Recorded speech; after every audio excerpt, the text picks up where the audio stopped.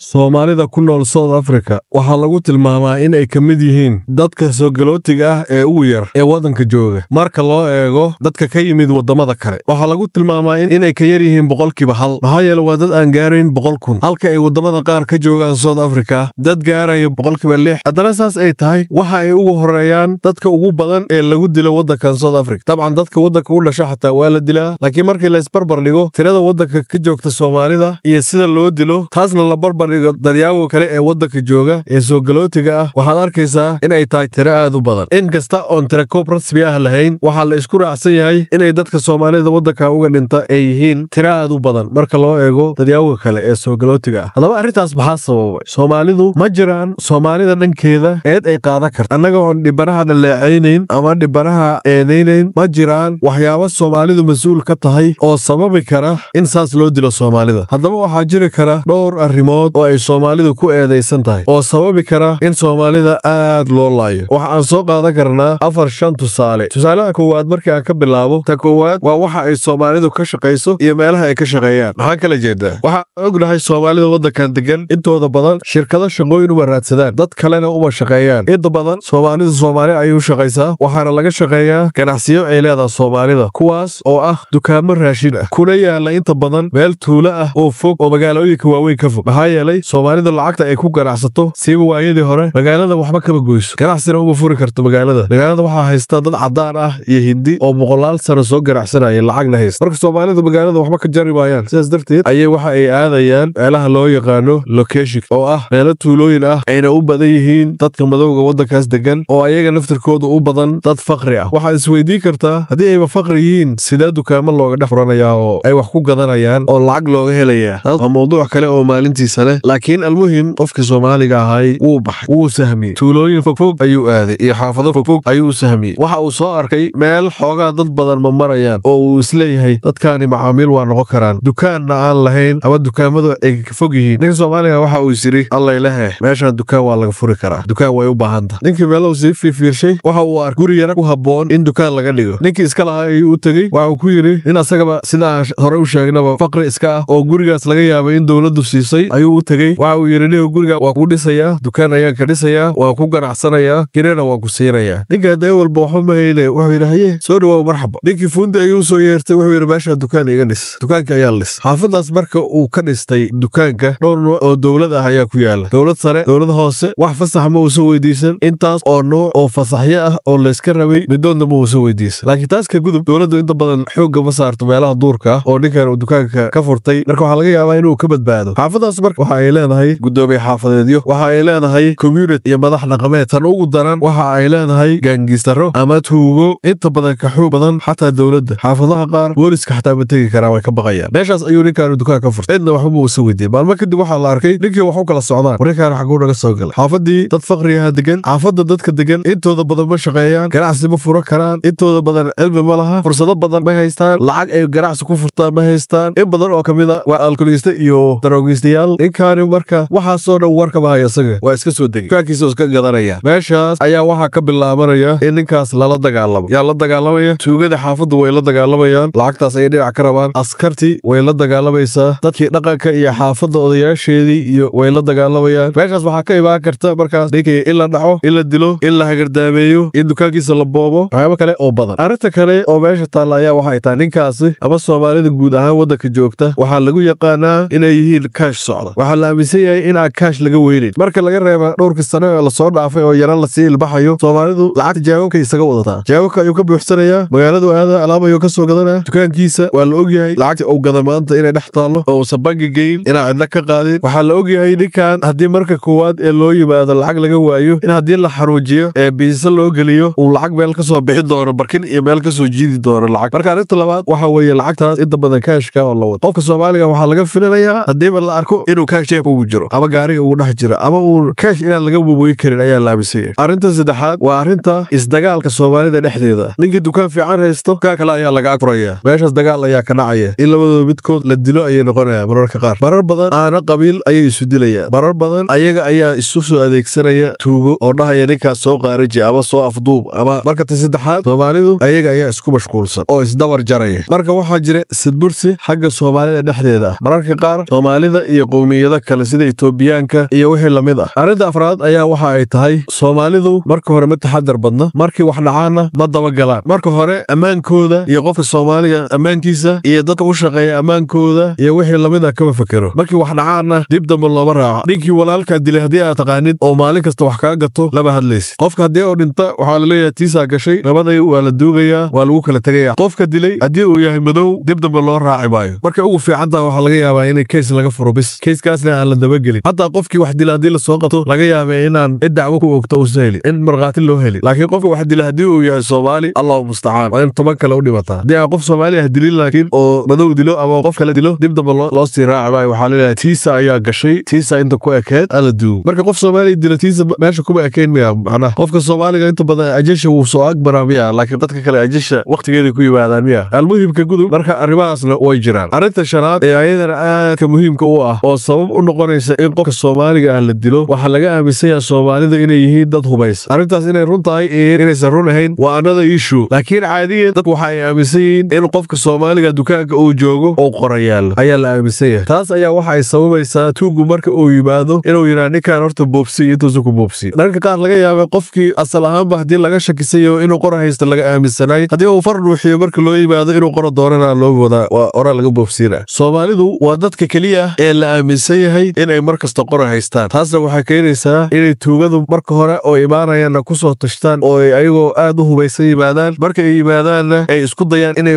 inta aan la boobsiin inay wax boobsiyaan. Marka arrimahaas oo badan oo la isu geeyay ayaa waxa ay keenayaan in qofka Soomaaliga ah loola macaamilo si aan loola macaamilayn dadka kale ee ajaanibta ah ee ku nool waddanka. Ugu dambeyntii waxyaabaha aan soo sheegnay oo dhan marmarsiyo uma siinayaan in la dilo qofka Soomaaliga ah. Arrimaha aan soo sheegnay oo dhan haddii ay run yihiin xataa macnaha xir ma aha in la dilo qofka Soomaaliga. Mar kastaba waxaan leenahay waa qalad in la dilo. Laakiin dhowrkaas arrimood haddii ay meesha ka maqan yihiin waxaa laga yaabi lahaa in si ka duwan sida hadda Soomaalida loola dhaqmi lahaay. Haddii mawduucaas wax uun kaaga baxeen isku day inaad na subscribe garayso, like, share, comment inaad arrintaas falcelin ka bixiso. Wassalaamu calaykum waraxmatullaahi wabarakaatu.